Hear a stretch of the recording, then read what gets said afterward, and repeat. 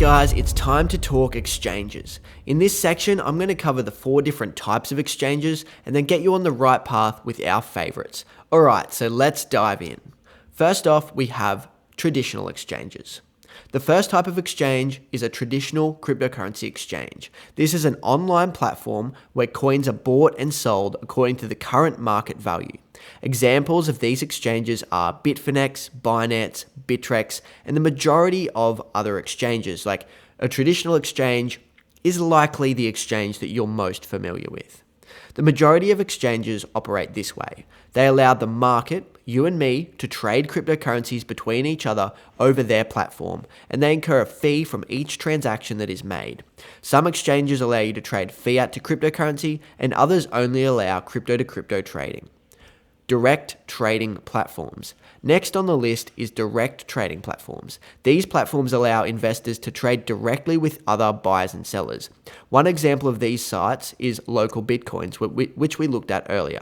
This peer-to-peer form of trading involves allowing participants to set their own exchange rates, irrespective of the current market price of the cryptocurrency. This platform is not the best method for trading. However, in some regions, it's the only available solution.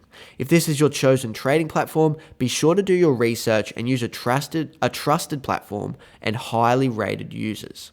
Cryptocurrency brokers. Cryptocurrency brokers are exchanges where customers buy and sell cryptocurrencies at a set price determined by the broker.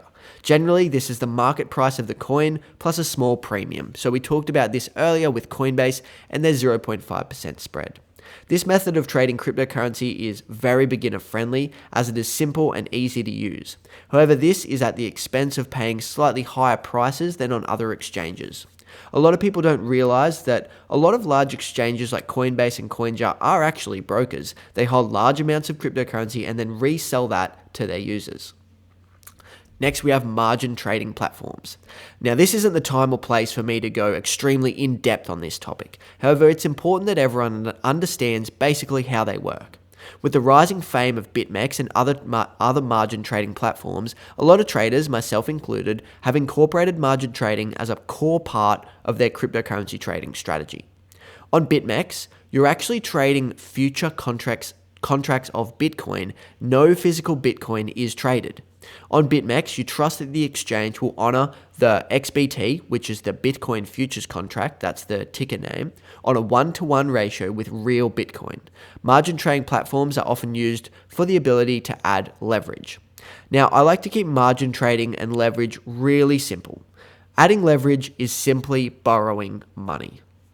Just like I can buy a house with a 10% deposit and get a loan out for the other 9. So if I buy a $100,000 house, 10% deposit, I can then get a loan out for the other $90,000 from a bank. Now, I can also buy $100,000 worth of Bitcoin with only a $10,000 deposit at a leverage of 10 times on BitMEX.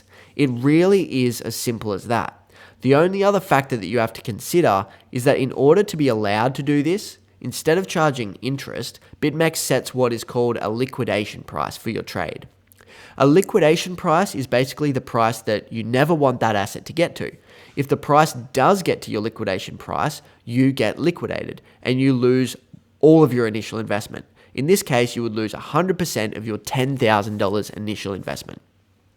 So that is how the platforms are able to provide this, because if you make a bad trade, they're going to take all of your money.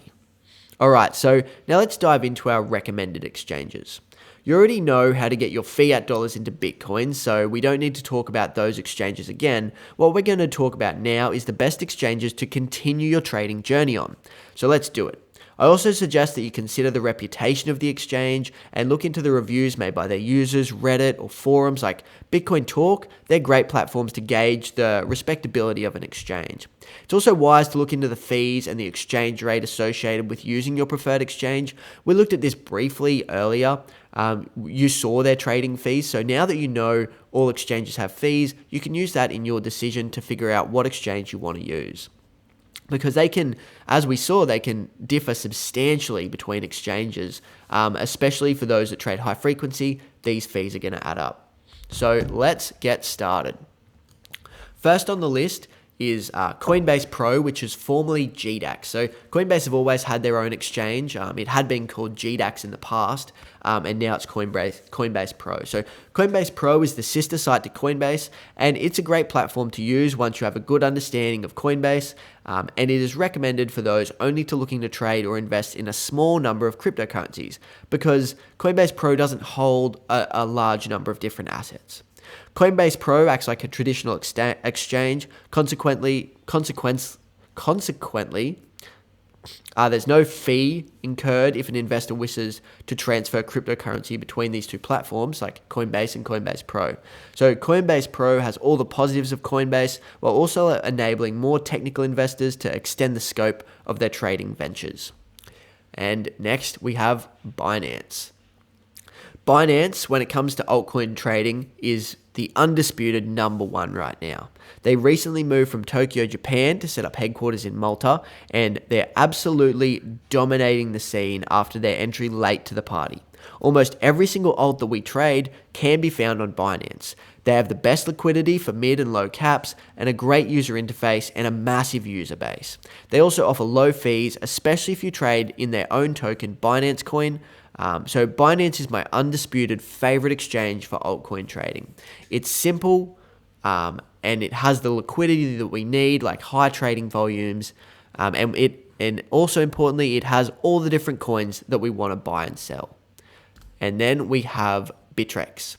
So Bittrex is the old king. It's still quite popular, it's still a pretty popular cryptocurrency exchange based in the United States, and there isn't much really that separates Bittrex from Binance, but the crowds have definitely moved on.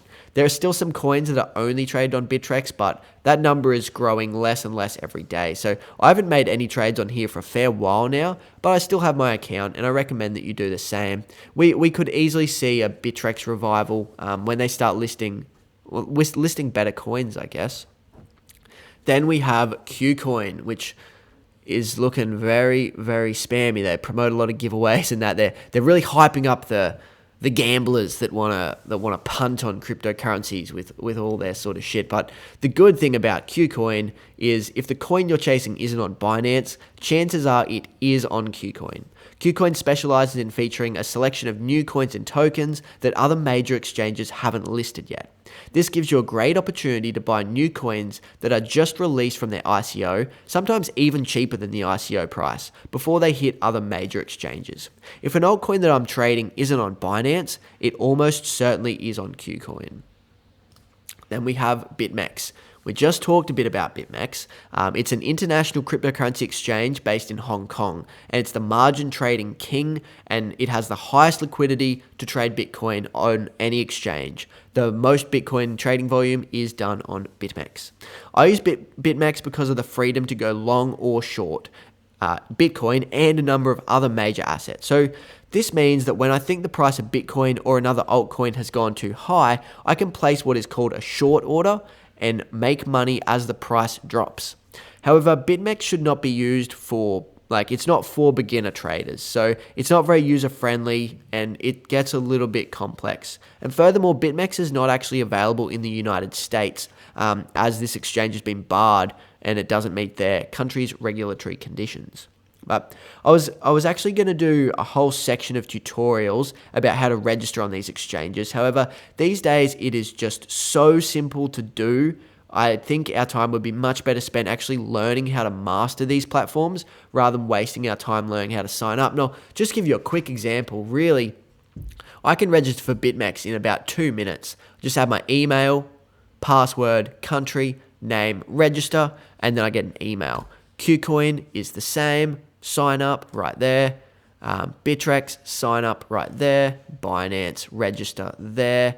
Coinbase Pro, sign up there. Or if you already have a Coinbase account, it gets a bit easier. And the only other thing I want to talk to is a lot of these exchanges have identity verification. So for Binance and all those exchanges, if you get to a certain threshold, you want to withdraw a certain amount, you're going to need to upload your license and to do proper know your customer KYC. The exchanges have to know who you are. So it's not at the start for a lot of exchanges. Some exchanges it is, it changes.